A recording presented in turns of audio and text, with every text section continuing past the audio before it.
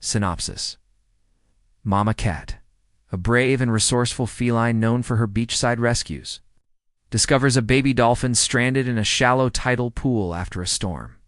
Mama Cat, despite her initial fear of the ocean, rallies her kitten companions, Pip and Squeak, and uses their combined ingenuity to dig a channel, guiding the dolphin back to the open sea.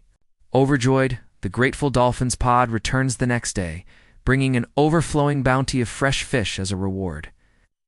Mama Cat, Pip, and Squeak then use driftwood and smooth stones to build a makeshift grill and host a beachside fish feast for all their animal friends. Celebrating their successful rescue and newfound friendship with the dolphins. Additional thought: the story emphasizes courage, teamwork, and the importance of helping others, even those who seem different.